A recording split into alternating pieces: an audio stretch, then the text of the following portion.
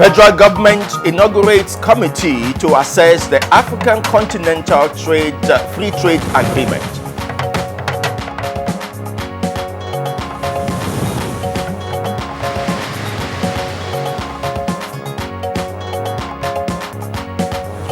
Strategies to mitigate poverty tops agenda at 24th edition of Nigerian Economic Summit Group Meetings.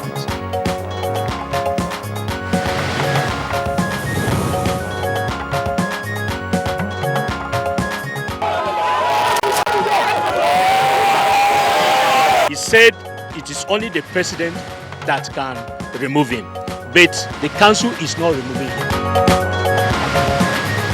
Another crisis brews at the National Health Insurance Scheme.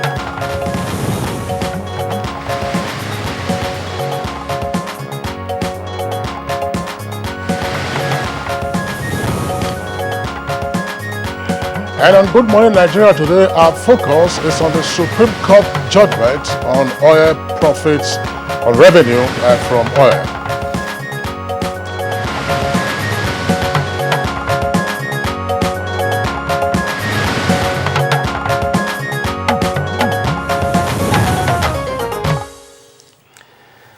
Now, since the oil boom of the 70s, Nigeria has had several agreements with international oil companies to adequately cater for her interests.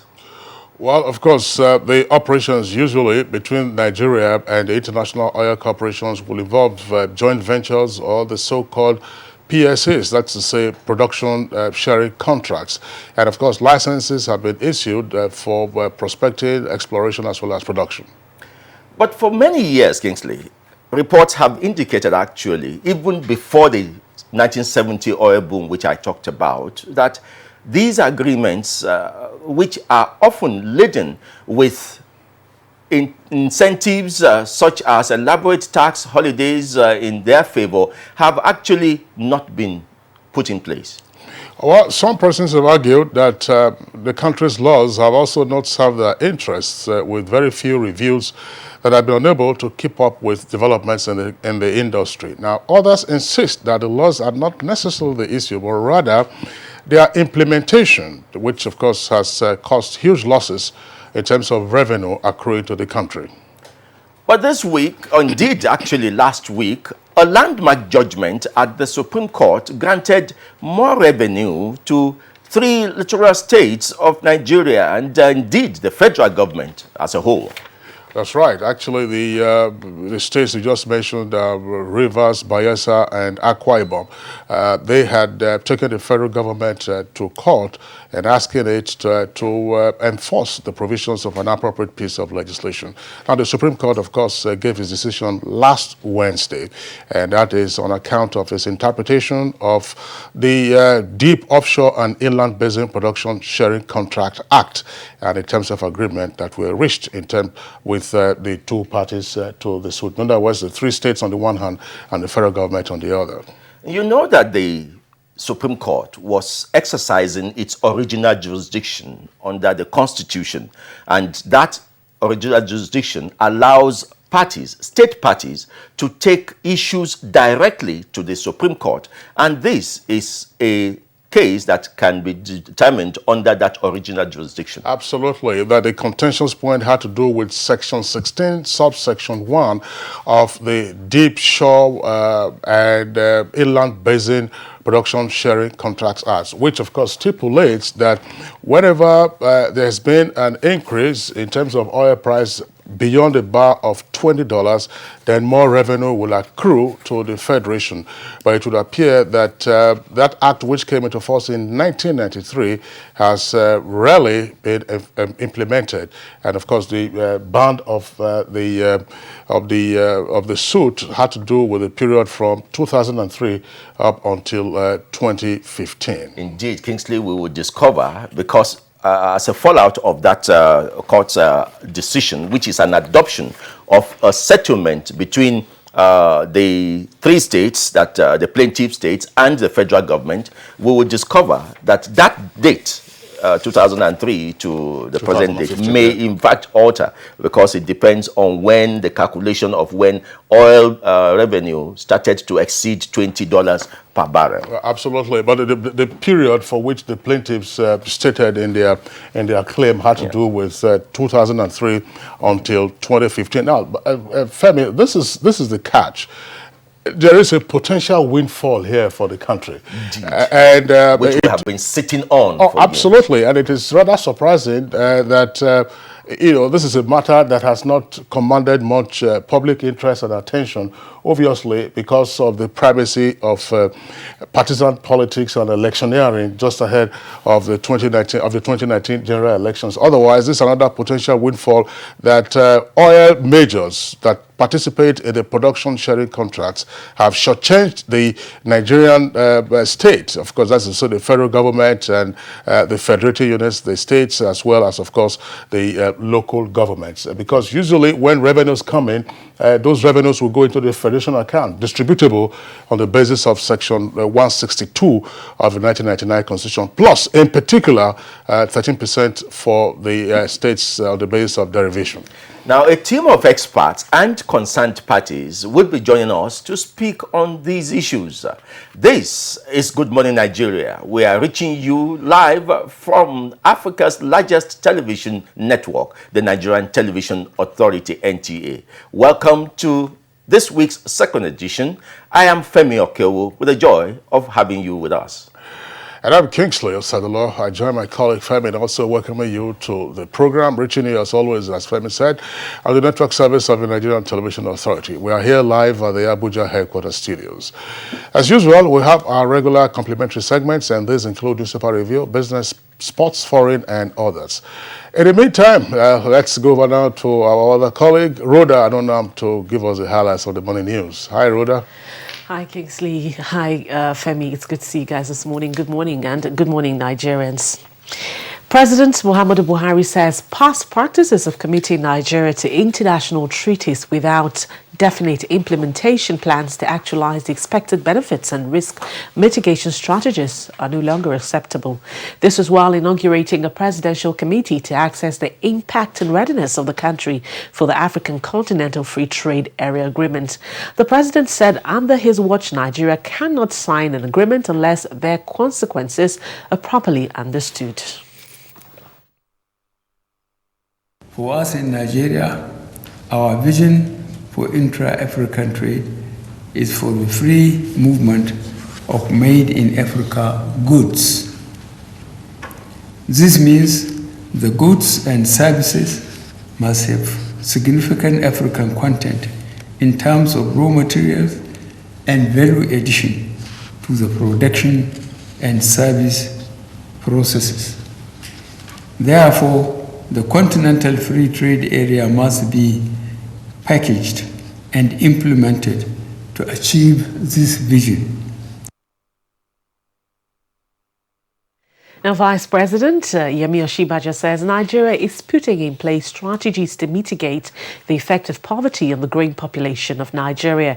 He was speaking at the opening of the 24th edition of the Nigerian Economic Summit in Abuja, where economic players converged to brainstorm on ways to improve the economic prosperity of Nigerians.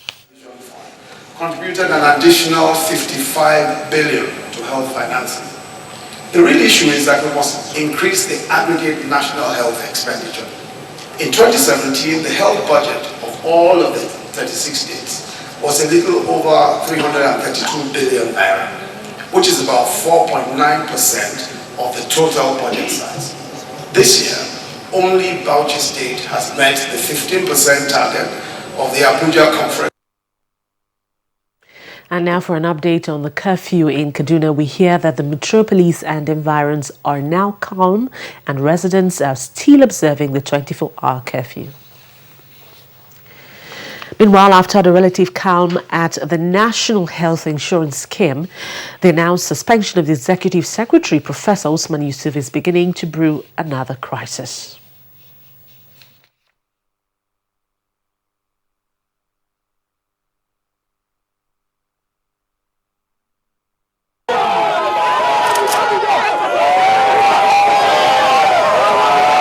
He said it is only the president that can remove him, but the council is not removing him.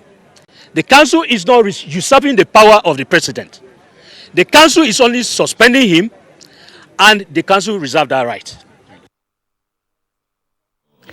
President Muhammadu Buhari has described Tunde Itiagbon as a rare gem, an example of loyalty to fatherland. He stated this while receiving the governorship candidate and aspirants, as well as other party stakeholders of the APC in Kwara State.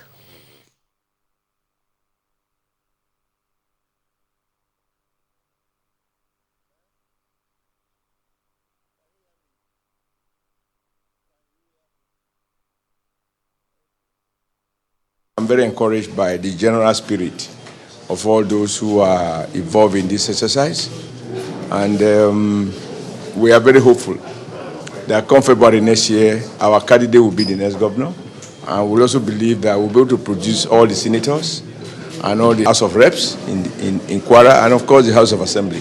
What we need is what we have.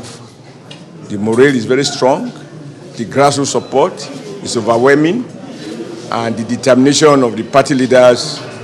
I mean, everybody is hungry for change in Kwara, and that we will provide the leadership to ensure that it is accomplished.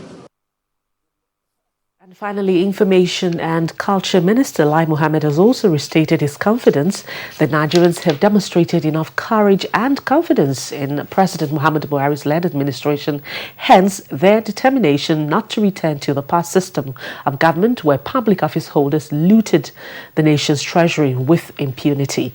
The minister stated this in London shortly after his engagement with the media and think tank Organization on Global Affairs. Against corruption. Journalists will ask me, how can you claim to have succeeded in waging war against corruption when one of the major contestants in the 2019 election is actually a man with stupendous wealth who cannot explain the source of his wealth? And I think you really have succeeded in fighting corruption, and that baffles me in a way, because it means that we are still being perceived as a corrupt country, or a country where corruption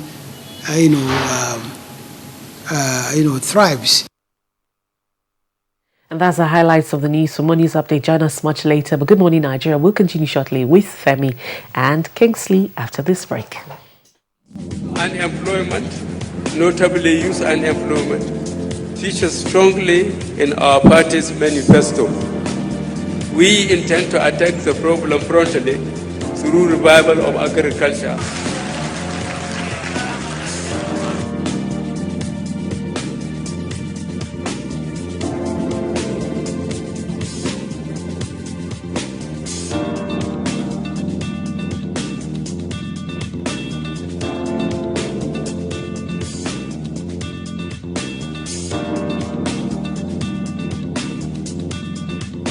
The 30K is going a long way.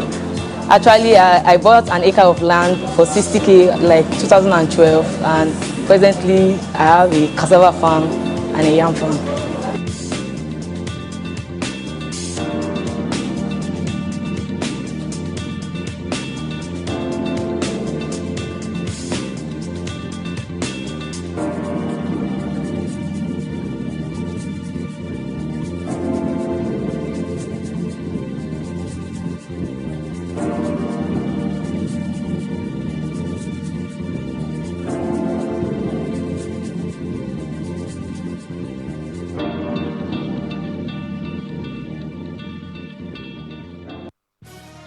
Reorganized, trained, and fully equipped, we are the new improved Nigeria Police Force.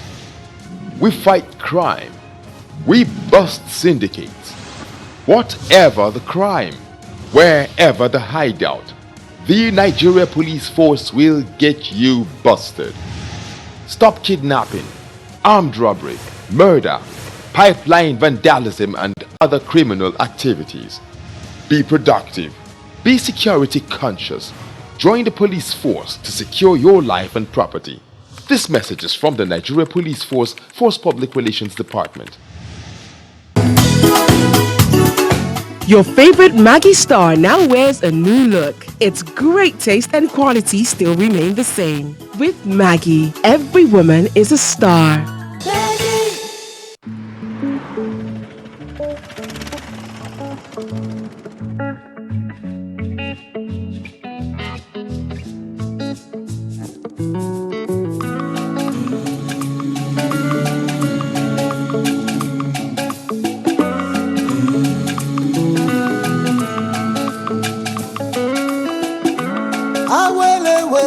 Don't you know?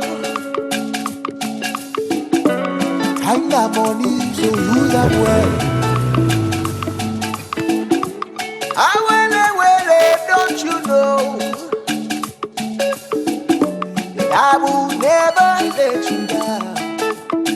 Just a little love, just a little giving. Show some love. Enjoy free 250 MB every week just by recharging on Airtel Recharge Plus. Dial *479# to know more. Airtel, the smartphone network. Caring for the patients of typhoid and diarrhea is our responsibility. And these illnesses are often spread due to eating with unclean hands. So I recommend Dettol, as it protects from up to 100 illness-causing germs. That's why I want to be Dettol sure. Dettol, be 100% sure. Dettol soap is now also available for 100 Naira only. Kehinde suffers from indigestion. His twin Taiyi suffers from heartburn. Sometimes it's the other way around, or both. That's why they use Gaviscon Double Action. It soothes within 3 minutes and lasts for up to 4 hours. For double relief from heartburn and indigestion, Gaviscon Double Action.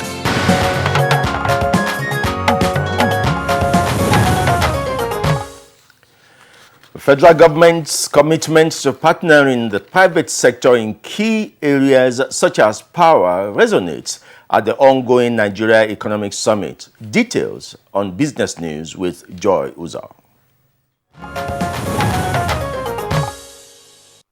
Thank you for joining us on Business News. We'll start with the ongoing Nigeria Economic Summit, NES, where the Minister of Power, Works and Housing, Babatunde Fashola, reiterated government's willingness to partner with the private sector in achieving sustainable financing to infrastructure development in the country.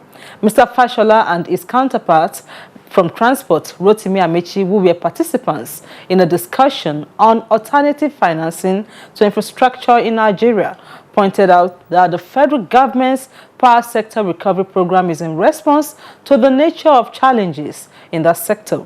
He announced that 180 firms have applied for license as meter service providers. Will be funded by the private sector.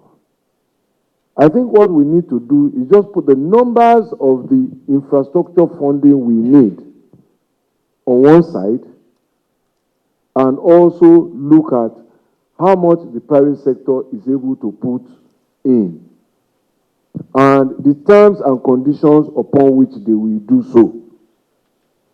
And I think if we do that, we may make some very quick and smart choices. When it comes to trade facilitation and its activities, export, import, you cannot ignore the Ministry of Transport. So if we have improved in ease of doing business, it is because Ministry of Transport has also improved on its efficiency. The group discussions outlined restoring financial viability to Nigerian electricity supply to attract more investors. And to the equities market, the Nigerian Stock Exchange just recently bagged the 2018 Best Use of Technology for Efficiency Award from Nigeria Technology Innovation and Telecom Awards 2018. Meanwhile, here is a quick check on how the equities market fared on Monday.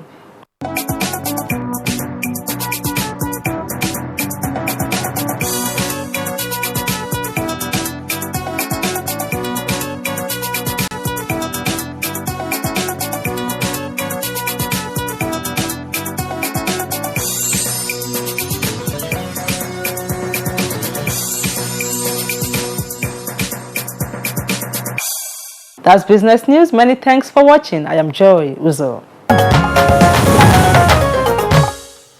Thank you very much, Joy Uzo, for the business packet. Next for us now is a review of the newspapers.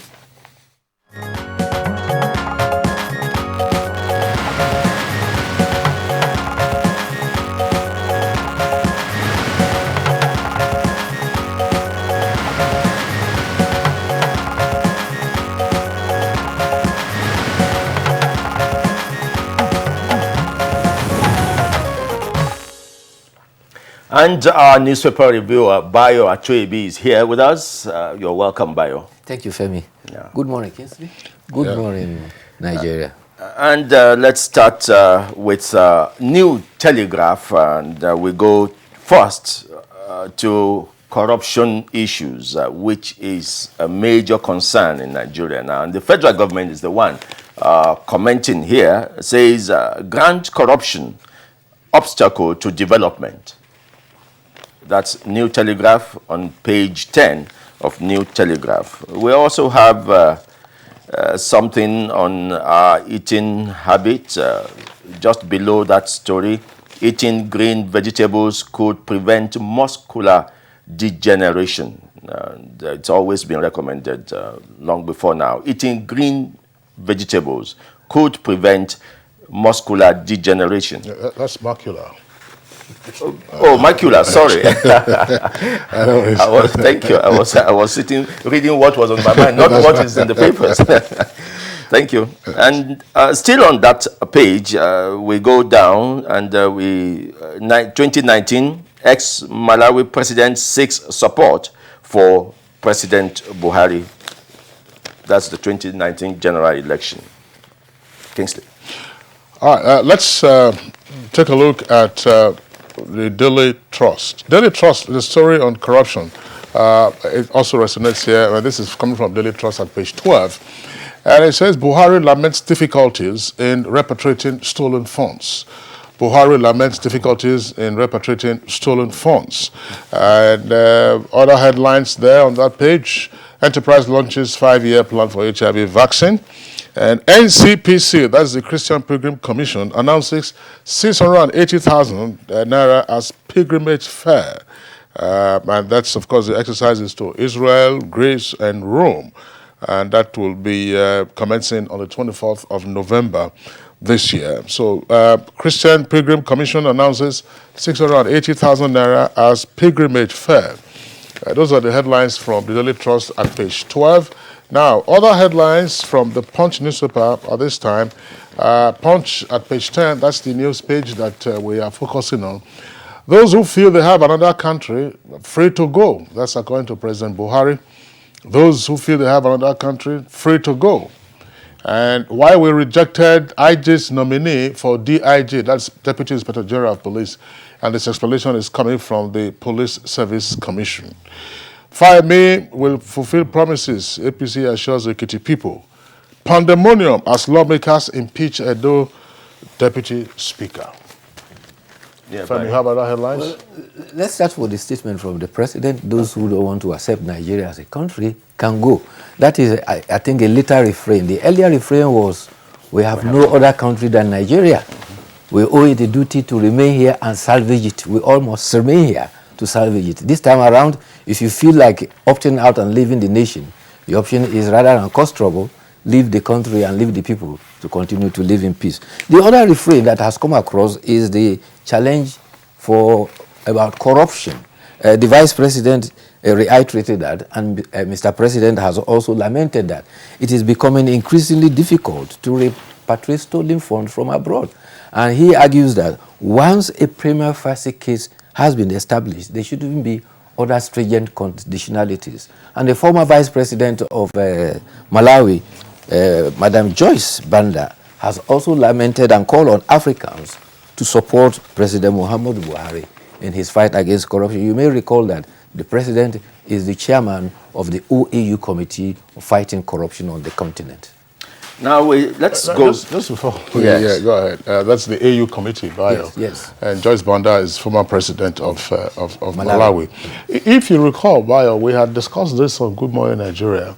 At the time the president launched the campaign, by visiting a number of influential foreign capitals, as well as, of course, our United Nations, where it's always made a pitch for major international financial institutions, as well as indeed the global financial system to respond to Nigeria's request for the repatriation of stolen funds. But knowledgeable insiders have always indicated that that's a tough call, and that unless Nigeria mapped out strategies much more effectively, you could go there, speak to these foreign nationals or these foreign entities, and because the monies are in their custody and they are using it to drive their economy, repatriating those looted funds will not be easy. Going through the legal process itself, it's a tough one, because you have to go through the legal process of the receiving state. That is the state where these looted funds are domiciled, and it's always been a tough one. I have also heard people argue that given Nigeria condition as to how to spend these looted funds is a breach of our sovereignty. Of course, we cannot claim that anymore because the funds are not with us now. Yes. If they were with us, then we can do whatever we like with it. But we have played into their hands by taking these funds back into their own jurisdiction. It's very sad, because from the Financial Intelligence Unit, they are aware and know through all their monitoring strange resources that are coming into the country. They take action, especially when it borders on money laundering. However, this process of repatriation has always been cumbersome, as Kingsley said. In fact, the typical example was after the overthrow of Emperor Haile Selassie, Ethiopia all of a sudden went into serious depression. You remember the famine in Ethiopia, so much so that there was world aid by lead musicians, yes, to help Ethiopia, where Ethiopia had tons of gold and a lot of money stuck in Switzerland. So it is the challenge that has bedeviled African countries for a long time, and is still persisting. And gladly, the president has taken it on, and it is now beginning to prick the conscience of these nations. Rather than keep these looted funds and begin to give some perquisites of aid with strings attached to it to the African countries is not quite encouraging. I mean, the ultimate lesson is, as Femi hinted earlier, is be sure that you have control over your resources and stop stealing and looting your own resources and taking them to foreign jurisdictions. Block all avenues of pilfering. Yes. And gladly, let's also make reference to the efforts of the AU to make sure that funds remain in Africa. You remember the just recent visit of Thabo Mbeki, the former president of South Africa. He heads a committee of the AU that seeks to make sure one takes know the kind of funds that are leaving Africa, and then ensure that each country makes sure that these funds are kept within their shores. Yes. That's the beginning of it, not after they have gone out. Now you begin to fight to migration of illicit funds. Yes. Now we still go to the papers, and we take leadership, and here is a social warning coming from UNICEF, page 38 of leadership. UNICEF warns Nigeria over alarming rate of out-of-school children. That has been a topic that has been talked about so much, particularly this year, the number of out-of-school children in Nigeria, and UNICEF is adding its voice to it now. Still on page 38 of leadership, we go to democracy now. Save Democracy Africa seeks passage of presidential transition bill. They want a presidential transition bill. That's Safe Democracy Africa, an NGO. Supporters optimistic of APC win in Gombe. That's politics. And we go down further to the page 38 of leadership. Osun Tribunal grants PDP leave to inspect election materials. That has always been the sequence, the tradition. When you petition after elections, you are allowed to inspect those materials you are complaining about, Kingsley? All right, there's a story here. This is coming from the Daily Sun. It says, fighting, that's part of what we've just been discussing. Fighting systemic corruption, very tough, that's according to Buhari. But it's the rider there that is of interest. It says, issues first gold mining license. And the story is as follows, that I'm happy to inform you that the first gold refining license has been issued to a company which was one of those that participated in the Focus Lab. So this is according to the Minister of Budget and National Planning. And the federal government, of course, is finalizing modalities to purchase gold from local refiners via a federal gold reserve scheme. And that a local automobile assembly plant was also being supported to double its delivery to Nigeria and help drive economic growth. CBN revokes licenses of 9 microfinance banks. That's all is there. Well, the license is issued to Ken Smith Limited, and the intention is the implementation of the Economic Recovery and Growth Program. And the intention on the moment is to coordinate the activities of gold mining across the country and also establish a gold reserve for Nigeria. We need to look at following stories. We heard about curfew, 24 hours curfews in Kaduna. The atmosphere is tense. The governor went around yesterday. There are indications about some concerns about threats to life and killings in Kaduna. But the governor also made a broadcast yesterday, and he visited the genesis of the problem, particularly Kaswa Magani. He was accompanied by traditional religious leaders, and the governor said those responsible for the violence will be prosecuted. He says that he enjoyed the cooperation of all for security agencies for the persons he described as conflict entrepreneurs to be prosecuted. He also warned that people should be careful about carrying rumor and fake news. He says he laments that this is part of the causes that aggravated the crisis and extended it to Kaduna Metropolis. Now, let's now go to I don't know if Kingsley has any more, but I want to go to the editorials. And it's taken from Daily Sun for a credible 2019 election. That's the way they captioned their discourse on the preparations for 2019 election. The Daily Sun talks about, and I find that very interesting, that the Daily Sun talks about the recent assurances by the President Muhammadu Buhari, and to the international community and indeed to Nigerians that the 2019 elections would be free, fair, and credible. And there are Nigerians that are saying such assurances should be coming from INEC. Yes, I think it's INEC that is conducting the election. Yeah. The President, as the Commander-in-Chief and head of the country, can only create the atmosphere for free and fair election to operate. And the primacy of free and fair election is incumbent on the Independent National Electoral Commission to assert its independence. And if you look at the concern, the editorial points out that the elections we had in 2003 and 2007 were certainly not free and fair. And there have been a development as far as the election of 2015 is concerned. And the editorial is saying that INEC should build on the 2015 ascendancy and escalate it to a higher level so that we all can make sure that every vote counts and the people actually elect those who represent them.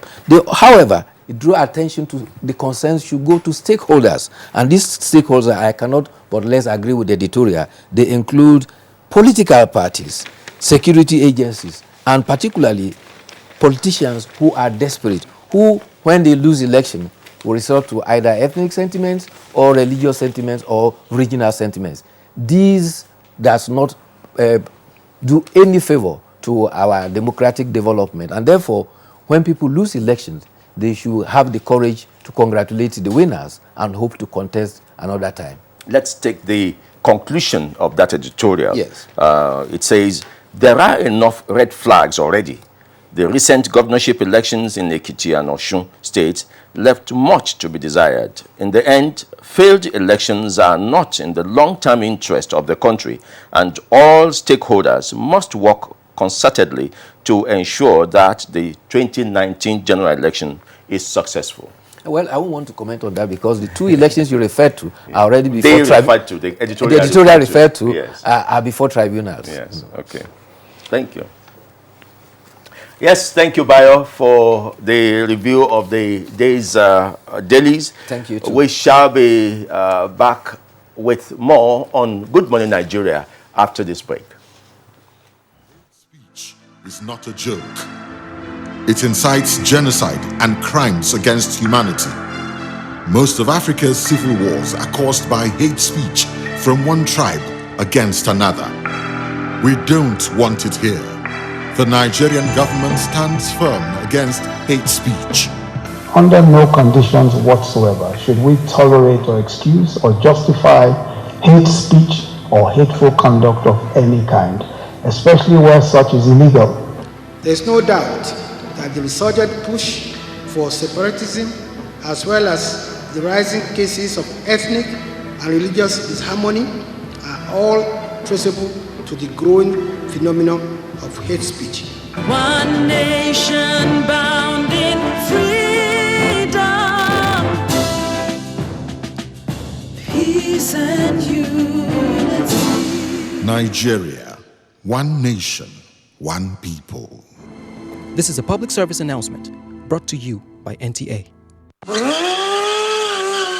Can you write? First Entertainment Ideas Concept, in conjunction with National Commission for Museum and Monuments, presents Latin America Motorcycle Association Rediscover Nigeria Tour. Touring Nigeria Museum and Heritage Sites in 13 states in 13 days from the 23rd of October 2018. Chief Host, Honorable Minister for Information, Arts and Culture, Lai Mohammed. For sponsorship details, call Ernest on 090-3456-4388. Godwin 080-3701-5237. Uzoma 080-2980-0549. Selong 080-3225-0153. Umo 080-9440-9719.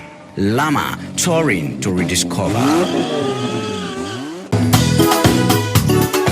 Your favorite Maggie Star now wears a new look. Its great taste and quality still remain the same. With Maggie, every woman is a star. Maggie! Helen! Your kitchen gets 10 out of 10. Thank you. This also gets a 10. Should we see the toilet now? Sure. This gets just 1. It is clean. But not perfect 10. Better than my detergent and bleach? Impossible. Challenge? Try the new Apic 10X. Compared to bleach and detergent, Apic sticker formulation removes yellow stains times better, giving you a sparkling clean toilet. Wow. Now you also take that Apic 10X challenge. Also available in 200 ml pack. These days, people get their news and information from more media sources than ever before. Some of the news and information given are fake, unverified, doctored, and manufactured to create confusion, stir disaffection, and cause disunity. Before you believe or share any news, ask yourself, is this real? Is it from a credible source? Is it verified or verifiable? Fake news is dangerous, whether you do it for fun or for political gains. Real people can get hurt. Fake news, don't create it. Don't spread it.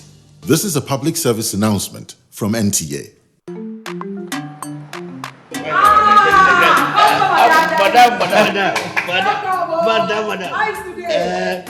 Brought us as usual. As usual. You have no problem. for the three You are welcome, sir. as usual, yeah? Welcome, You take that one. Yes. Take that one. You don't understand? We want Nigerian homegrown rice. Finish.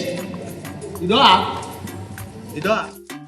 Join the rice revolution today. No other rice that tastes like Nigerian rice. Are you sorry? That's the Nigerian rice we are talking about. Chocolate made in Nigerian rice. Healthy food. I'm going to bring Mrs. Mom to come to chocolate rice of made in Nigeria here. And see how it are made. Correct. And how they are cook it. Correct. Homegrown rice are good for your health. It boosts our economy and give employment to our people. This message is brought to you by the Federal Ministry of Information and Culture. What's up? His friends didn't come. Hey, let's practice. But you're going out. Don't worry about me. Nothing satisfies a mother more than seeing a child grow up. But I know as he sweats, he'll face the risk of germs which can cause skin irritation. That's why you need the new best ever Dettol Cool. Its new advanced formulation with extra menthol protects from up to 100 illness-causing germs and gives your family icy cool freshness. Growing up needs Dettol protection.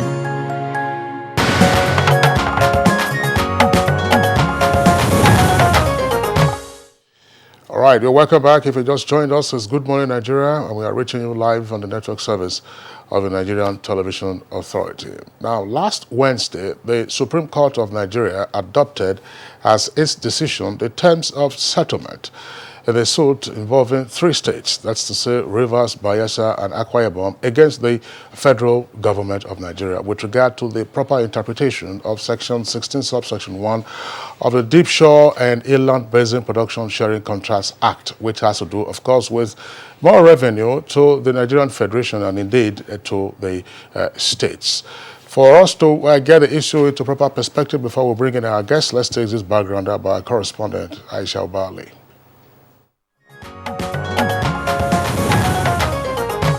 It is no longer news that Nigeria is endowed with resources from oil to solid minerals, but oil has remained the mainstay for revenue generation. The proceeds from oil has contributed hugely to the GDP, and with the latest judgment by the Supreme Court, government is to receive more revenue from its oil production contracts. Rivers, Bayelsa, and Akwa Ibom State filed a case at the Apex Court requesting an interpretation of Section 16, subsection 1 of the Constitution to ensure a better revenue sharing formula between them and oil firms in the area. The section stipulates an increase in revenue accruing to the federal government from the deep offshore and inland basin production sharing contract whenever the price of oil exceeds $20 per barrel. The plaintiff believe the bone of contention here is that the federal government had been shortchanged since 2003. According to them, the huge loss suffered by the federal government is due to the failure to kickstart the readjustment of the sharing of 60% share of oil profits to the federal government and 40% to the oil companies.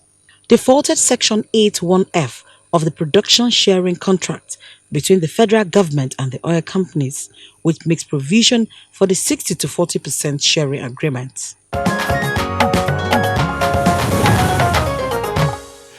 All right, thank you very much, Aisha Obali, for that background that we have with us in the studios to discuss this issue in greater detail.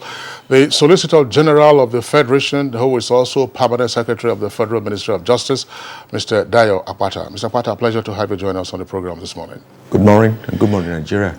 All right, we also have with us in the studios one of the counsel to the plaintiff states, that is Rivers, Bayelsa, and Akwa Ibom. Senior Advocate James Igwe, pleasure to have you with us on the program. Thank you very kindly. Okay. Also with us is the President, Pan Niger Delta Forum, PANDEF, Chief Sarah Igwe. You're welcome. I'm the National Publicity Secretary, not the President. Okay, National Publicity Secretary of the Pan Niger Delta Forum. You're welcome. Thank you very much. And joining us in Port Harcourt Network Center is Wumi Iledare, President, Nigeria Association of Energy Economics, and that's from Port Harcourt. You are welcome, Mr. Iledare. Good morning, Nigeria. Okay. All right. By the way, Femi, Professor Iledare usually joins us from Port Harcourt whenever we are discussing the oil and gas issues. He's a professor of petroleum economics or energy economics in general. We had him in the Abuja studios a while back. Yeah. Gentlemen, pleasure to have you again join us on this conversation. But let's begin with the Solicitor General of the Federation. I mean, from the decision of the Supreme Court adopting the terms of settlement, to which you were a witness, there are a number of matters arising. What is your take on this? Thank you very much. I think the first thing is, first of all, look at it, that upon the receipt of the processes from the three states that are sued the federal government. The first issue was to look at the law itself, particularly Section 16, subsection 1 of DOA, that's a Deep Offshore Act, and looked at it and asked ourselves, that's the Attorney General, that does this act impose any statutory obligations to the federal government? That's number one. Number two is also to look at the issues surrounding fiscal federation as it relates to whether it is reasonable, apt, and to engage other component federating states in issues related to federation, and also to look at the larger interest of Nigeria. While we are looking at this issue, there are three options that are open to any cases that are taken to court. The first is to fight headlong. The second is to throw in the towel. The third is to look at it holistically, come to a round table. The federal government, in its wisdom, through the Honorable Attorney General, decided to take the issue as it relates to the larger interest of Nigeria. Look at it that will it be economically beneficial to Nigeria? And that's the operating word, that's the essence of governance. And this is an issue of a law which has been there for many, many years, which the opportunities have been lost. I don't want to use any other language, that the opportunity has been lost. So the question now is, why can't the federal government take the issue by calling the federating units that has gone to court to a round table? Let us reason together within the larger interest of the federal government. That is the reason why, when the matter was taken to court, the Attorney General said, we are going to look at it, take the interest of the larger interest of the federal government and the federal states for the benefit of the federal government. That is the essence. And when you look at it, Section 16 actually stated it, if I may quote it, that the production sharing contract shall be economically beneficial to the government of the federation. When we're talking about the government of the federation, it is not the federal government, it is the federal government and the federating units. So the question is, will it inure in the interest of the government or the federating unit? And I think if the answer is in positive, then there's no need to go headlong, start arguing, banging the table, but to call the federating states to the table. And that's what we have done. And we have looked at the terms of settlement. We have exposed it. And even before that time, let me also inform you that we've also exposed the issue to all the institutions concerned with the issues of production sharing capital, and they gave us our insight. And that in general feel that the best option is to sit down, have a terms of settlement that we inure for the benefit of every Nigerian. That's it. Yeah, let's take the one of the members of the legal team, Mr. James Igwe, Senior Advocate of Nigeria. Your team conceived this, but the law, to use the Solicitor General's word, has been lying there for years. Yes. What was it that triggered this? Yes. Remarkably, in 2016, the leader of our team, Lucius Musu, Senior Advocate of Nigeria, called me and every member of our team and said to me, what in the colonial era, the Ezra said to my great-grandfather, I have seen the unbelievable. Have a look at Section 16.1 of the Deep Offshore and Inland Basin Production Sharing Contracts Act, which came into force since 1st of January 1993, that if it is implemented transparently, Nigeria had no reason whatsoever to be in economic recession, because it said that if the price of crude oil at any time exceeds $20 per barrel, real terms means not nominal terms, but terms that are adjusted to reflect changes in inflation, that the share of the government of the federation comprising the federation, the states, the local government council, shared as recognized, federal government is a trustee under section 43, 44 of the Constitution. And the additional revenue shall be adjusted under the production sharing contracts, not under the law. That means there are production sharing contracts that the federal government entered with these oil companies, and to the extent that it shall be economically beneficial to the government of the federation. Right? Now, you remember historically that beginning from 1990, 92, 93, we had the economic downturn in Nigeria, just like we had from 2015, 2016. And the government at that time had so much difficulties. The naira had slumped from 1 naira to $1 to 1 naira to 30 naira, to $1 to 30 naira.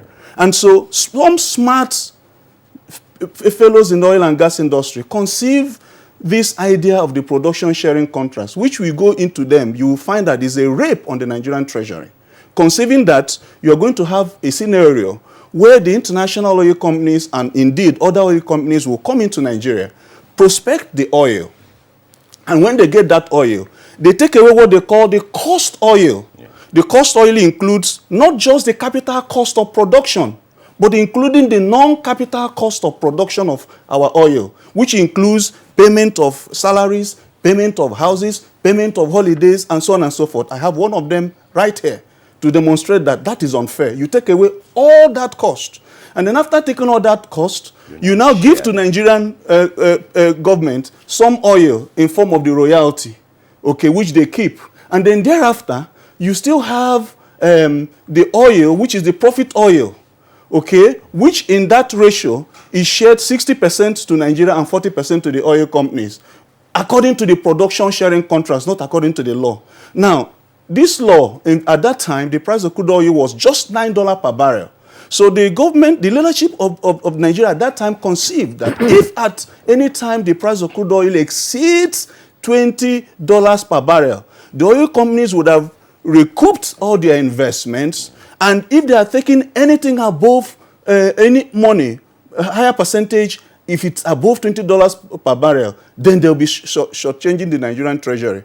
You can see that if this law has been implemented all these years, problem of infrastructural development will not have been there. Issue of having to borrow funds will not have been there. And these oil companies are very smart. Why they are owing us, if you calculate them, you're going to find the Minister of Petroleum said so in 2017 that these oil companies are owing arrears, if it's calculated, at least $70 billion. Why would we be borrowing $300 million if we have $70 billion lying somewhere? And they're very smart. They went abroad, got an arbitration that awarded about $10.8 billion against Nigeria. Luckily, we had FRS that is very hardworking. Again, called our team leader who called us and said, look at this issue.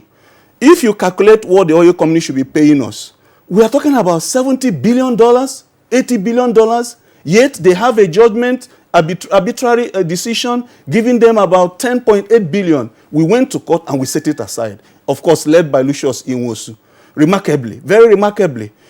Now, you find that this needs to be done urgently.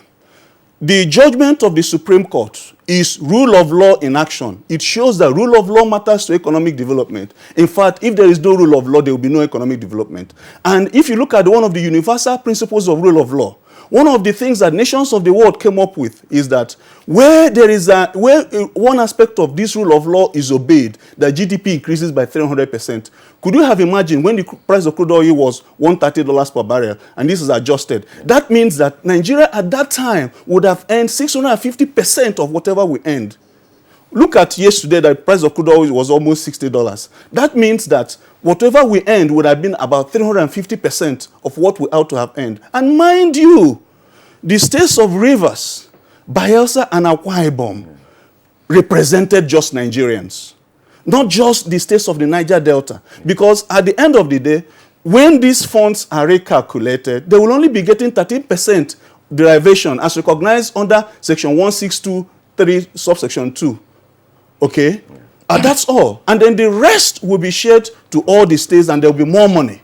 All right, James Igwe, Senior Advocate, thank you very much for your opening salvo. Let's go over now to Professor Wumi Ledare in our Port Harcourt studios to give us some more insight. Professor Ledare, let's talk some more, again, for the benefit of our viewers to understand the nature of a production sharing contract. The act which came into force, to which the learned Solicitor General of the Federation as well as the Senior Advocate have talked about, was in 1993. But before then, we had PSCs, as they are called, Ashland Oil of 1972 being one of the most significant. But just what makes production sharing contract different from joint ventures and other kinds of arrangements you have with regard to oil exploration?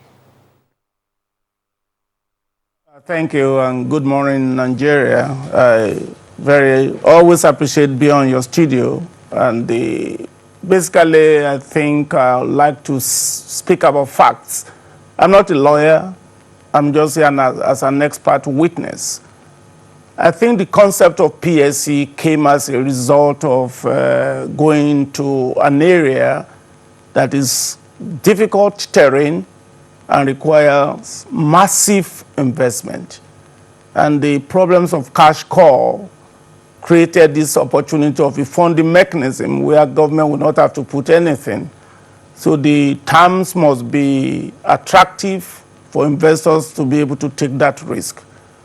And there are two components in PSC that is different from joint venture. There are terms that must be legislated, and there are terms that must be negotiated. So the bone of contention has to be with those terms that must be negotiated, which is the cost oil and profit oil split. I do not want to take issue with some of the statements made earlier as to the Section 16 of Inland Basin Act. Actually, that Inland Basin Act was actually passed several years after the PSC 1993 was conceived. But let's set that aside. It is the responsibility from that Section 16 of the institution to invite the parties to table to go over the negotiation. Let's not debate whether it was done or not done.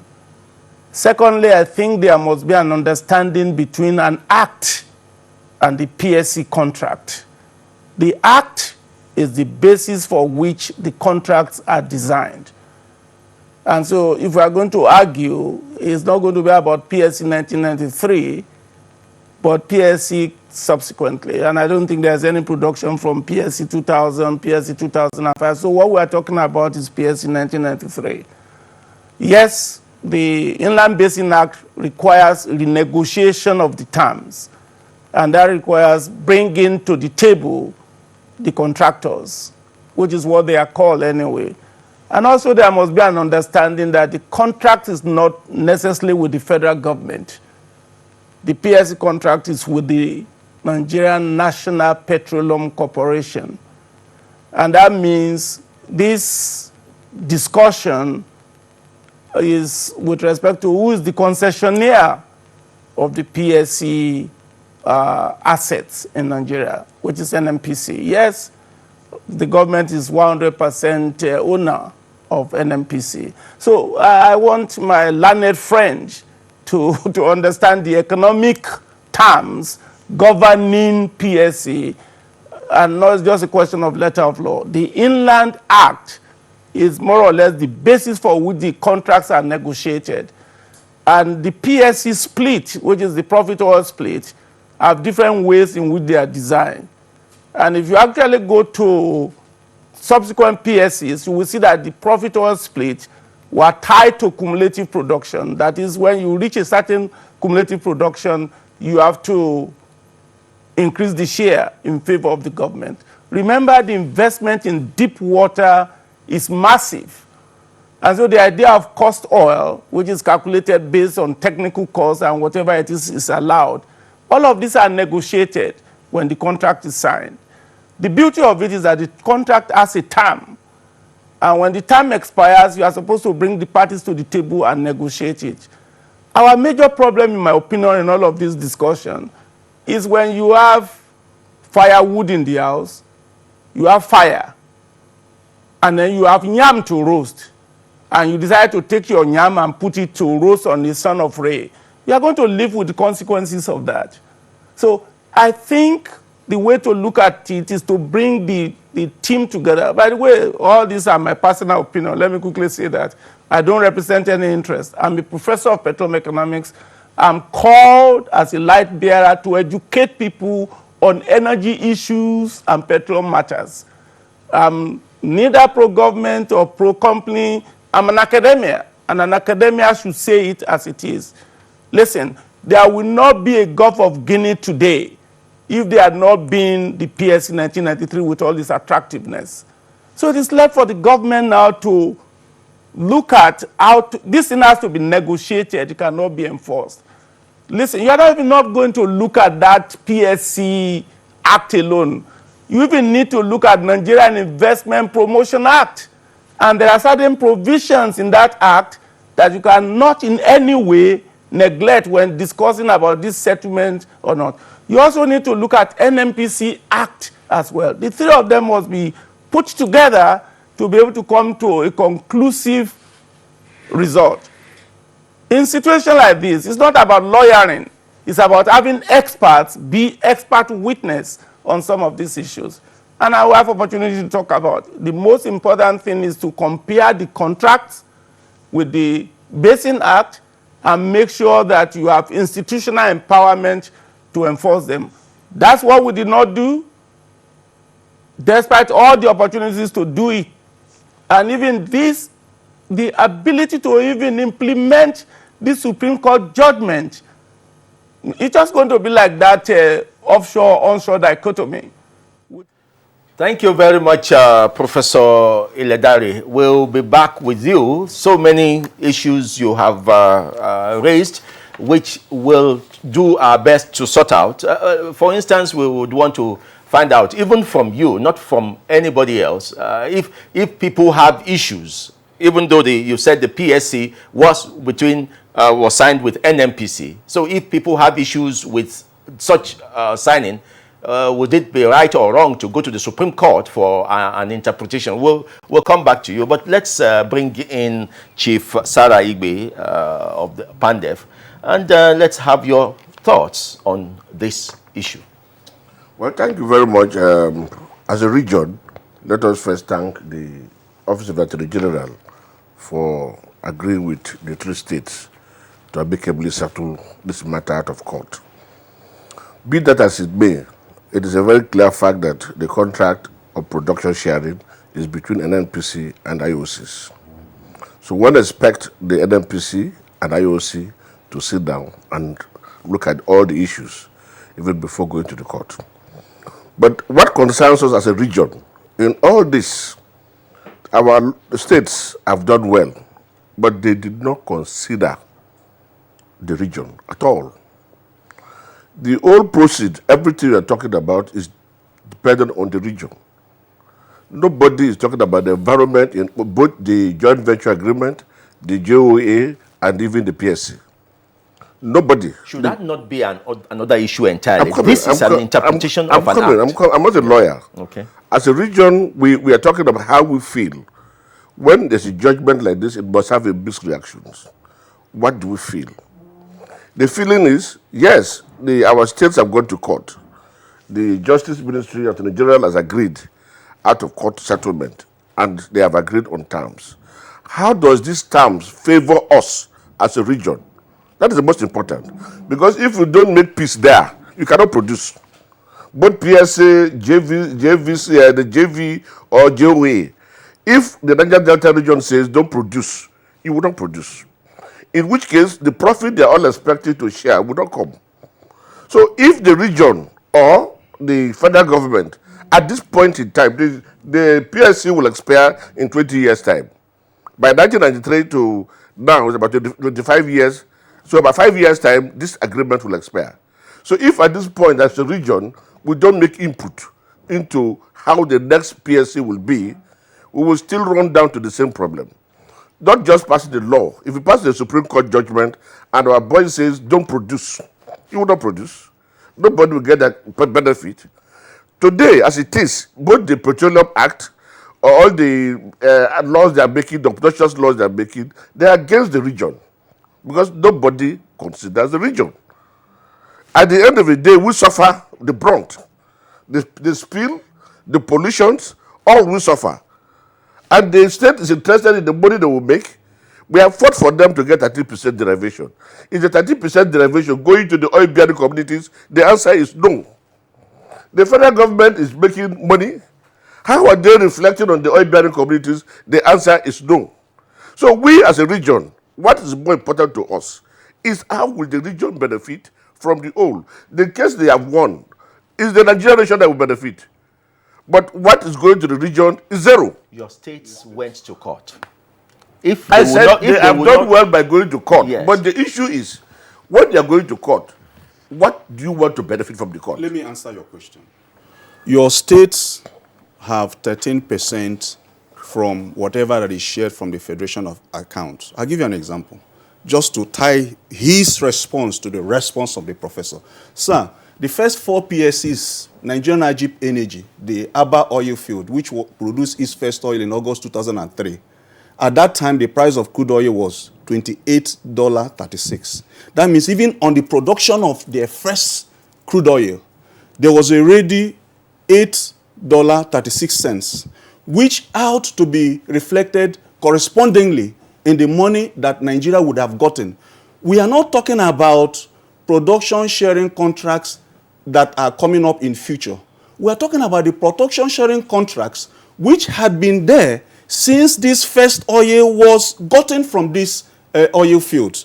The second one, Shep Sneko, over the Bonga oil field. It produced its first oil in December 2005, by which time the nominal price of crude oil was $62.27. So you're talking about $42.27 above the price. The third one was Esso Petroleum, or for the ExxonMobil, over the Eha oil field, which produced its first oil in April 2006, by which time it was over $68. And then the Statoil, the British Petroleum, which came up in September 2008, by which time it was over $75. To answer your question, sir, now, if you calculate, and we are not talking about the future production sharing contracts, we are talking about the ones that are already there. If you calculate what should have come to your region, to your states, and in fact, indeed, to the federal government, and even indeed to all the states of the federation, you would have gotten far more, between 300% to 600% of what you would have gotten. The infrastructure in your village would have been more enhanced because your governor would have been in a better position. The funds that your local government council received would have been more than 600% because your local government, your governor, they would have been in a better position to ensure that these funds are trickled down in developing the imperative infrastructural requirements of these areas. So that is it. We seem to be losing. That's the track we seem to be losing. All right. Gentlemen, I'm sorry. Chief Sarah Igbe and Leonard Senior Advocate. Gentlemen, let's pause here in the meantime. Let's return to the Solicitor General of the Federation, Mr. Akpata. Give us some more insight into the terms of settlement. Oh, thank you very much. I was actually wanted to raise that one. Perhaps Professor Wumit has not really looked at the terms of settlement. The reason why I said that, the beauty of the terms of settlement is essentially that it is not to be enforced. Because he actually mentioned that statement that the issue is between NNPC and IOC. Yes, I agree. But if you recall, Attorney General of Federation versus Attorney General of Abia and others, about 20 years ago, that issue has already been put to laid to rest, that the federal government is a trustee as it relates to Section 162. So it's a trustee. So the issue of this fine dichotomy might not work. I am a lawyer. He is a professor on this issue. But the issue which you have just raised is that the terms of settlement actually stated, if I could be... Go ahead. Yes. That the Honorable Attorney General of the Federation, on behalf of the defendant, that's federal government, working jointly with the plaintiff, hereby undertake to immediately set up a body and the necessary mechanism for recovery of all lost revenue accruing to the Federation account arising from, associated with, or pertaining to the relief above in the past and up to the full recovery and accruing in the future or acceptable instrumental payment within 90 days. So the question now is, it is to set up a body of which we are now coming, which is the issue which he mentioned, that is the negotiation. It's the beauty of the terms of settlement is to come together. Let us sit together. Where do we move from here? Where we already, it's not a judgment which is that a kind of the IOC go and pay this. We need to sit down, and that is essentially what is the next thing which the Attorney General is setting up a body to look at it, invite everybody on the table, and look at where do we go from there. So the Attorney General of the Federation has a 90-day window within which to accomplish all of that, setting up the body, getting the body working, and then getting the findings or the outcomes of the deliberations of the body. Is that correct? Yes. Now, there is also another term of the settlement with regard to the plaintiff states, and indeed, all others, according to Section 162 of the Constitution. Could you read that? In other words, the reference to derivation. It does that the 30% derivation due to the plaintiff shall be paid to them upon recovery in accordance with Section 162. It's just stating the facts. We're not adding anything, we're not subtracting it. The Section 162 has already stated it, and it has said that it's just re-emphasizing what is constitutional obligation as it relates to federation account. But by the way, Mr. Daya Akpata, as Solicitor General of the Federation, I know that you have not always been permanent secretary. Did this litigation come as a shock to the Federal Ministry of Justice? Or an eye-opener? No, I would not say, because number one, the Ministry of Justice will receive several cases, almost as much as 50 per day. So we keep on getting, as we get it, we analyze and we move forward. We receive a lot of litigations. Some, you look at it, you find out that there's some reasoning, thinking, and some merit in it. There are some that you have to fight headlong. That's why I said that there are three options. It's either we fight headlong, second is to throw it to well, the third one is to call people to the negotiating table, which is what we have done in this one for the larger interest. And I may just mention that the economic management team vision is actually looking at possibility of showing up the economy base of Nigeria. So this could be a window.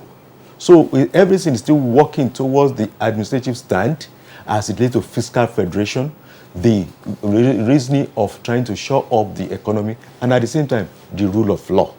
The rule of law is there is a law on ground. And if I may just even mention this also, this is the beauty of democracy. You have a good law which has hitherto been left in the shelf.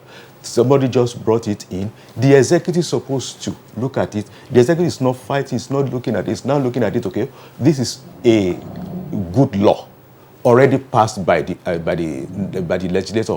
The executive is now looking at what are the ways in which to execute it, and it went to this judiciary, and judiciary is also looking at it from the perspective of go and settle yourself out of the court. I think it's the most beautiful, the beauty of the rule of law actually came out from this case. Did you think that before this settlement, when you had this case, for instance, did it occur to the Federal Ministry of Justice that there should have been an input from the oil companies, or from NNPC or the oil prospectors? In my opening remarks, I remember I said that it was exposed to other institutions, and it was based upon that when you now look at the merits and demerits, weaknesses and strengths. But the Attorney General is the chief law officer, and he has the power to now say this is the way in which I am going. Just to keep our eyes on the ball, yes. if you don't mind. First, I commend the Attorney General of the Federation. I commend Mr. President for seeing through that this is an opportunity to to take this country out of economic difficulties. I commend the governors of Bayelsa, Rivers, and Akwa Ibom. I commend my leader for the wisdom he displayed in getting this team together. But putting our eyes on the ball, one of the reliefs is that there is a statutory obligation imposed on the federal government by virtue of Section 16(1), okay, to adjust the share of the federation, of the federal government in the additional revenue above $20 per barrel, so that automatically money has accrued. They are indebted to Nigeria. So the body he's talking about... But the adjustment had not been done. Yes, the adjustment will be done because you are talking about statistics. You are talking about the huge data that runs into several years, which if you sit down meticulously to look at them and adjust, it runs into billions of dollars. We have no reason going to pay for cash costs of over 6 billion when if you sit down and work arithmetically, you would find that they are owing you over 60 billion. That's the point, and that's a huge recovery. That is transparency in its form. If it is followed, that will be the height of the fight against sabotage, against corruption in this country, if this judgment is transparently implemented. By the way, it's a judgment of the Supreme Court. And then the second relief is that the failure of the federal government to adjust the share of the government of the federation in the additional revenue in the production sharing contracts following the increase of price of crude oil in excess of $20 constitute a breach of Section 16(1). So parties have agreed that that section was breached by the trustee of the Commonwealth of Nigeria and that it is time. Remember that these oil companies were taking what they knew they didn't deserve.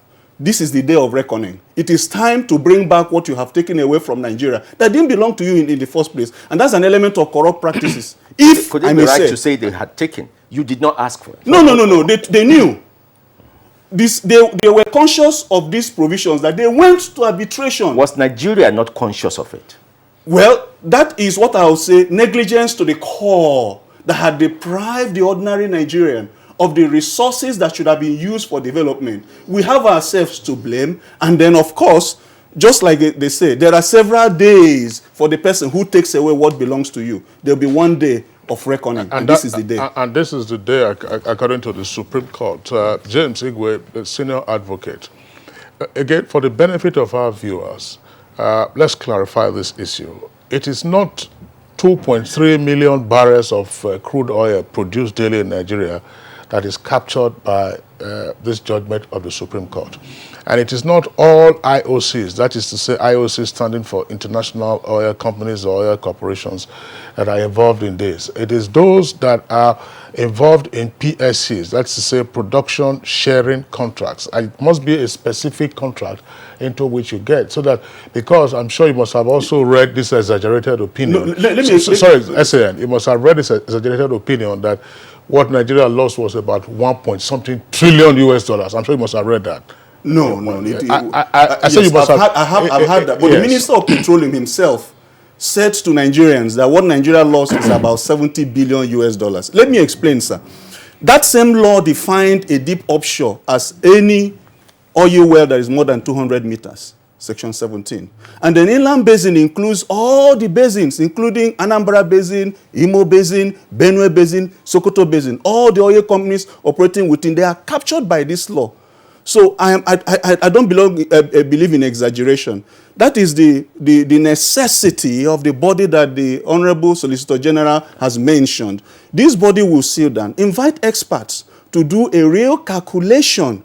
Sir, I don't need mathematics to be informed that if Nigeria was getting 60% of profit oil when it was less than $20 per barrel, and now it was a time it went up to $130. When it went up to $130, means it had increased 6.5% of, six and a half times of what was contracted, which is about over 500%. I don't need mathematics to be informed that.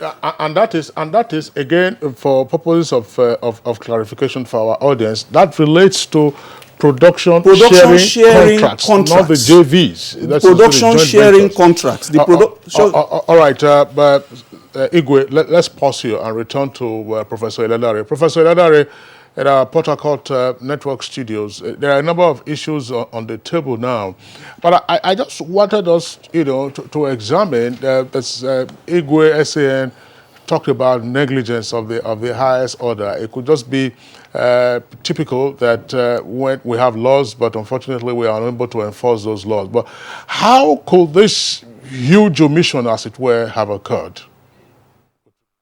Students of our oil and gas industry.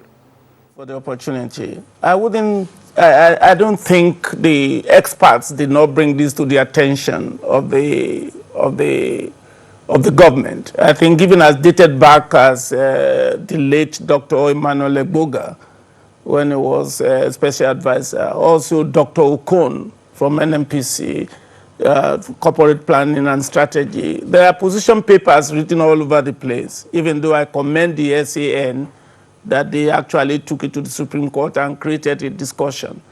But I don't think you want to blame the contractor. I have a contract agreement with you, and you have a term, and you have it in book that this should be reviewed. And even NMPC, they brought it attention. It has to be initiated by an institution. But I don't want us to exaggerate the amount of money that is out there, because I listened to the SAN. He's looking at $20, and he emphasized real terms. But I see him talking in terms of $110, which is nominal terms. All of these things must be balanced. And I also had the SAN talk in terms of huge amount of money. Remember, the money that goes to the Federation account are in three components. One, tax oil. Two, royalty oil. And three is the equity oil, which basically is what we are calling profit oil. And also remember that profit oil is what is taxed to get tax oil. So the entire increment in the revenue will not necessarily be yours. Because when the price of oil goes up, what the judgment can be interpreted to mean is that the proportion of profit oil that is shared will change. Even the royalty graduation will also change. Because all of these things are interwoven, and that's why you need expert witness, not just law. This is not just about law. It's about economics. It's about policy. It's about all of those issues. It's about even your skill developments and so on and so forth. So institutional empowerment and having the right skill is very, very important to be able to trigger this. And this is not the first thing that's going to happen, my friend, if I can give an example. When you have a law and you are developing a contract based on a law, if the terms in that law is not included in the contract, you can't tell somebody is liable for violating a contract you sign and you not put that particular instrument in the law. That's what happened. You have the law, but you have contracts that did not put into consideration the graduation based on that law, that when the price goes up, this is going to happen. And by the way, that's what has just been done with the fiscal bill that is there. That's what was done in 2008 with the fiscal bill, that politics will not allow it to move forward. So those are the issues. You can't just fling laws when the political basis to execute it is flawed. That is the issue. And that is an important issue to address. Professor Ledari, what is the essence of the law? Then, if you cannot use it to activate the implementation of a contract? Okay. Instrument in the contract must reflect the law. That's why when you have a policy and you don't have a law backing it up, it just can bite. Okay. Yes. The contracts in this case were the production sharing contracts. Of course, they reflected the law. Of course, the legislation that gave force to the law is the Deep Offshore and Inland Basin Production Sharing Contracts Act. Now, let's keep our eyes on the ball. A third consequential order, the Supreme Court made a consequential order Whether we like it or not, that is the law. Whatever the Supreme Court says is the law and nothing more pretentious. It says that a consequential order of this court compelling the defendant to adjust the share of the government of the federation, compelling to adjust the share of the government of the federation in the additional revenue under all the production sharing contracts in Nigeria's oil industry within the inland basin and deep offshore areas as approved by the defendant from respective times the price of crude oil exceeded $20 per barrel in real terms, and to calculate in arrears with effect from August 2003 and recover and pay immediately all outstanding statutory allocations due and payable to the plaintiffs arising from the said adjustment. This is the order of the court. Calculate immediately and recover what is due to the federal government. We are no longer talking about... Just SAN Igwe, let's pause you in the meantime. Let's pause you in the meantime. And then, sorry, we're having some distraction there in the studio. We apologize for that. The Solicitor General of the Federation, there are issues, of course, arising now. The expectation is that upon the composition of the body prescribed by the Supreme Court in its decision that I've called part of the terms of settlement, and the body getting into work within a 90-day period, a number of these items will be ironed out. What kind of qualifications should we expect of those who will constitute this body? Okay, thank you very much.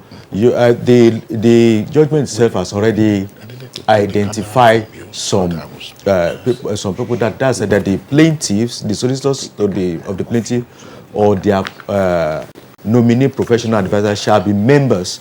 So that has already been taken care of. And it is also instructed to note that apart from those ones that the judgment itself has already identified, it is now incumbent upon the Attorney General to look at it, that advisors, the National Petroleum, those are the institutions that are very germane to identify the strategy within which we can use, are definitely going to be taken care of.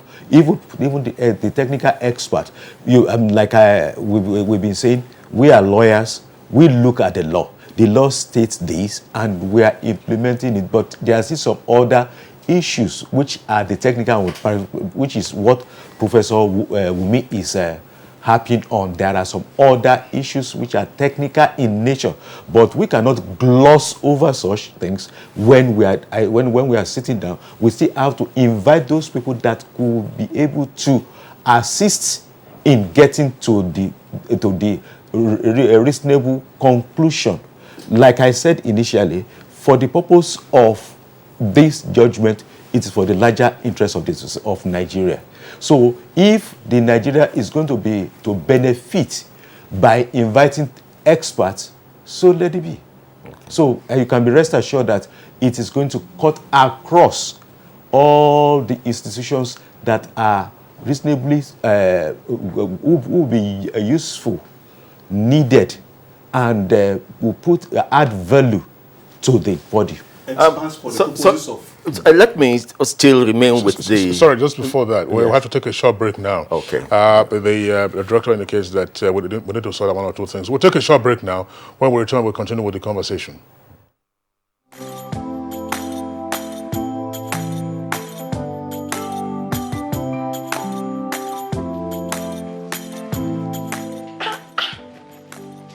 Why don't you people sell imported materials here? As beautiful as the shop is. Auntie, buying foreign goods does not help our economy. Neither does it boost local production. And the good thing is Nigerian-made products are high quality. And to make Nigeria great again, that is why I only sell made in Nigeria products. Because change begins with me. I'm convinced. Change begins with me too!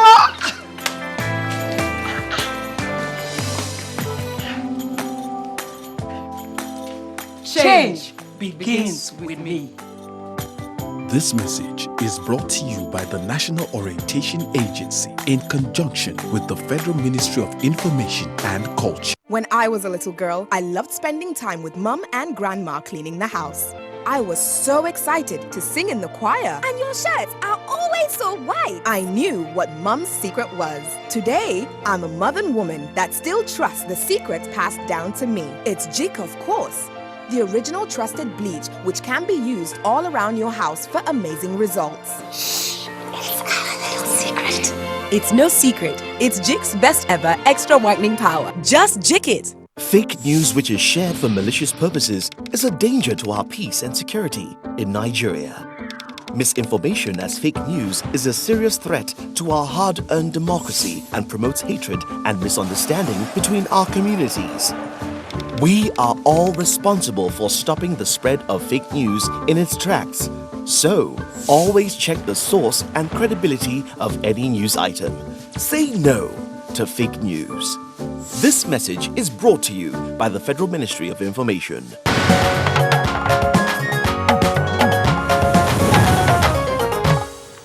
All right, you're welcome back. And say good morning, Nigeria. Let's take one or two tweets down very quickly and then return to our guests to continue with the analysis of the Supreme Court decision last week adopting the terms of settlement with regard to lost oil revenue since 2003, actually between 2003 and 2015, whenever oil prices went above $20 per barrel. The late Jack Solomon has our first tweet here. It says the Supreme Court directing the federal government to immediately commence steps to recover all revenues lost to oil exploring and exploiting companies due to wrong profit sharing formula under the production sharing contract is a welcome development. 15 years of negligence, we'll say, it's not a joke. Okay, and Sani Michael Omakoji says, Supreme Court brings the Zenith law of the land, and with this judgment, we hope that this judgment will put to rest agitation and cry of marginalization in the Niger Delta area. Thus, the stakeholders involved are advised to respect this judgment and shift ground for peace. All right, those are the two tweets that we'll take very briefly. Yes. Femi, I thought you had a question for Yes, I don't know. I think the Solicitor General can take this, and James Igwe can make comments. Some of the suggestions of Professor Iledari brings to mind a possibility that these deductions, these payments, may have been done over the years under the table. Would that foreclose a possibility of an official recovery? What I mean is the oil companies may have been thanking some people for overlooking it, because it's difficult for Nigerians to believe that this has been there and nobody has raised it. Is it not possible that an unofficial payment has been made, and that would that foreclose an official recovery as instructed by the Supreme Court now? I think that I won't be able to answer that question. Number one, there are no facts and figures to justify such suggestion. I think, like it is said, when we get to that bridge, we'll cross it. The bottom line is that there has been a judgment of the Supreme Court, and apart from being judgment, that there's going to be an implementation. The implementation will now bring to the fore whatever might have been the reasoning and the reason why this has not been done. It is all at that point that we can only say, oh, maybe you're doing some auditing, that you now, so the account, you now find out that, oh, this money had earlier been paid. But as at now, it's just pure congestion and maybe suspicion, which cannot carry anything until we get to the table and say, okay, where do we go from here? This is the judgment of the Supreme Court. These are the bodies. Bring all the figures, bring all the details. When you now look at it, you're now doing the audit trail that those issues can come to fore. Okay. All right, thank you very much. Let's bring in again Lieutenant Senior Advocate James Igwe. In the course of preparing for this litigation, how sanguine, how hopeful were the lawyers in your team with regard to the possibility of a positive outcome? Did you imagine that it was going to be as smooth and as fast as it were? Because the case was instated only in 2016, and here we are, barely 2 years later, on the basis of terms of settlement. There's a positive outcome in terms of a decision given to the plaintiffs by the Supreme Court. Yeah, the leader of my team, Lucius Musu SAN, is a man of great optimism.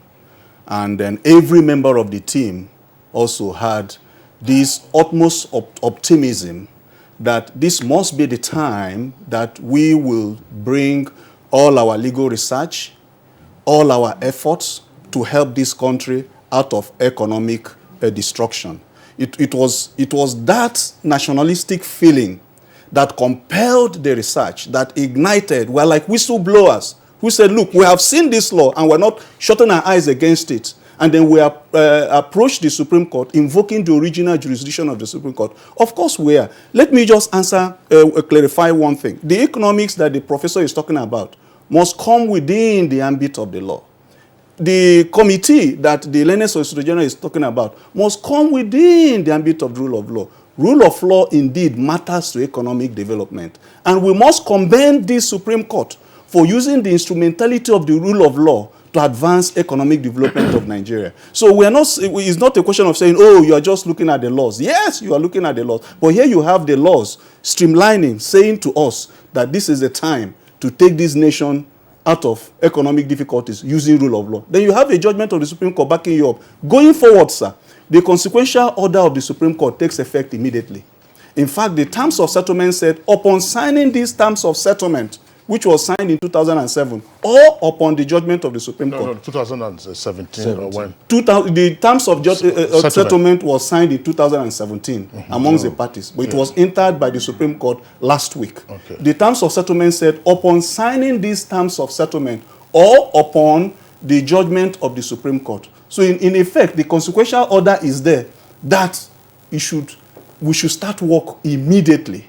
And it's a huge opportunity for Nigeria. It's a win-win situation for both the federal government, I must emphasize, for the oil-producing states, and indeed all the states of the Federation. You are talking about whatever they are getting has to be 2, 3, 4 times of what they have been getting, if properly, transparently calculated and enforced. That is for the purposes of the production sharing contract. Let's clarify that. Yes. And by the way, Femi, this is also a very significant development. It was a full court of the Supreme Court. It was a full unanimous decision. Yes. Full court. Presided over by the Chief Justice of Nigeria. That's to say, a full court. We must commend them. Yes, a full court. That's well, I'll give you the opportunity to explain. That will be 7 justices of the Supreme Court. So that's a very significant development with regard to this decision. The full court has given its decision by adopting the terms of settlement. Femi. Now, Chief Sarah Igbe, having listened now to the details, some more developments in the terms of settlement, I think this should come to Pandef as a new beginning. Yes, in your first comment, you lamented that nothing had been done before, but this is an opening for a new beginning for an organization you represent, the people you represent, that once this kind of monies are recovered, there can be possibility of a greater and faster development for your people. Well, like I said, I thank the Attorney General and the lawyers of the 3 states. I also thank NTA for bringing us on board. But like I said, we are still losing money. If these companies are to deduct all expenses before profit sharing, then the government must prevail on them to include certain social responsibility. We spend this money to clean up the oil spill.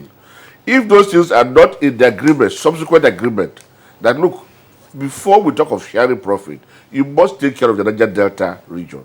You must take care of your area of operation. And these things are some of the costs that must be deducted. So the federal government will not come back to be spending money in these areas. So if you don't do that and they only deduct the operational cost, the operational cost should include cost of damage to the environment. If they are not including cost of damage to the environment and they deduct it, then we will now come and fight federal government, we will not come and shut down. The government is still losing. So we say, we thank you, but make sure subsequent PSC or JV, they must have a role to play. There must be a specific order in the agreement as regards the remediation of the environment. as regards the development of their areas of operation. No, well, those were not issues canvassed by the plaintiffs before the Supreme Court. Yeah, but they're coming to sit down. No, but if they are going to discuss, I mean, let's clarify that straight away. They will be discussing on the basis of the terms of settlement reached. Now, there are matters reached at the Supreme Court. That is a Supreme Court decision that's going to be enforced on the terms of the settlement are quite clear. The issues you have raised are valid with regard to environmental remediation, and I think that other mechanisms can also be utilized for that purpose. If the money gets into the kitty, Femi, once the money comes, if it's a potential windfall, as some analysts have said, the potential windfall, what do you do with the windfall? Are you going to just blow everything? Are you going to get some to get into the sovereign investment authority, sovereign investment fund? Are you going to have to save for the rainy day? Are you going to deploy some for environmental remediation? And I think that those are matters that will arise. Let's, of course, get the committee, as the Solicitor General has said, working, and then we know what the figures are going forward. Let's go over to Professor Ledare in our Port Harcourt Network studios. Professor Ledare, again, let's have your closing thoughts on this matter. You've raised a number of points. You've talked about, you've amplified the issues, actually, with regard to what caution needs to be taken so that there is no exaggerated expectation as to what is coming to the kitty. What else would you like to say? Thank you again. Forgive me. I want to wish my brother Wale Leder and his wife happy anniversary. He was retired executive of your institution. Let me conclude because and I'm going to say certain things right now because of what is going on.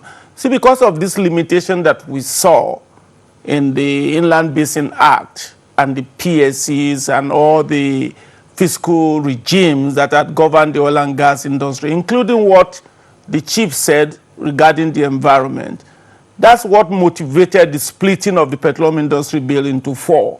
The governance bill, which is about institutions, the fiscal bill, which is about self-adjusting fiscal terms depending on the economic situation, like price, like volume, like size, the petroleum host community bill, as well as the Petroleum Industry Administration Bill.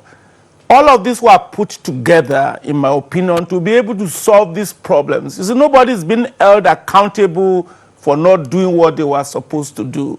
And that's why we continue to hope that political environment will allow these particular bills to come to fruition so as to be able to solve some of this mechanism whereby when there is a downturn, the fiscal terms will adjust themselves. When the price of oil goes up, the fiscal bill will adjust themselves. So that negligence, and by the way, I don't think I said that there was money under the table. No.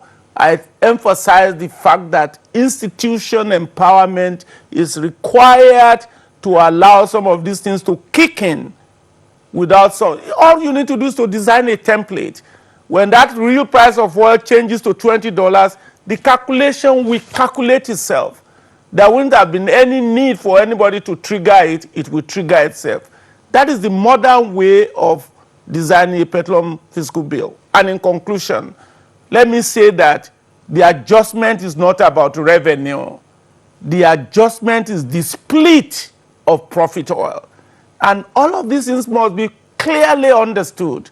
And I don't want the SAN to go about jubilating. Let me also correct something. It's not about a well in 200 meters. It's the 200 meters water depth that defines deep water. And finally, let me say again, it's one thing to have a Supreme Court judgment, rule of law. It's another thing to have the political will to execute it. And I'll keep quiet by saying, did we not have a Supreme Court judgment with respect to onshore, offshore dichotomy? What happened to it? So let us look at facts. Use facts to accomplish a defined goal. And I'm sure we have the capability to do it. Nigerians are skilled all over the world to take us to the next level. Let us just make sure we get the right people to do the right thing for the benefit of the society. Thank you very much again for the invitation. Happy anniversary, Iledare. Thank you very much, Professor Wumi Iledare. Valid points you made there, the political will. But James Igwe said that it took political will for this case to come up at all. But Professor Eledari is also raising the point that there has been a Supreme Court judgment before now that we are still begging for implementation. What is your you were optimistic before this case went to the Supreme Court. Yes. Are you still optimistic that this case will then be settled the way you reached your settlement agreement? Now, talking about political will, Mr. President showed so much of political will in a manner that has never been shown before by any president of this country. When he saw the originating summons and saw the facts that were placed on the table and said, and directed his Attorney General to settle with these states, that is a win-win situation for every Nigerian. So the political will is already there. The political will we'll talk about now will be the will to now implement the orders of the Supreme Court. The matter is already settled. And then let me also make this point. Yeah, I said, just before you make the point, because we are pressed for time, make the point very briefly, and then I'll ask you a question. You have a point to make. Right. I just say, just make the point very briefly. The point I want to make is that because somebody thinks that it was not done, something was not done under the onshore-offshore dichotomy regime and cases, does not mean that it will not be done under the present dispensation. There are two different things. We are talking about a judgment of the Supreme Court where the federal government and the defendants agreed on the terms of settlement. It wasn't an adversarial litigation. So, right.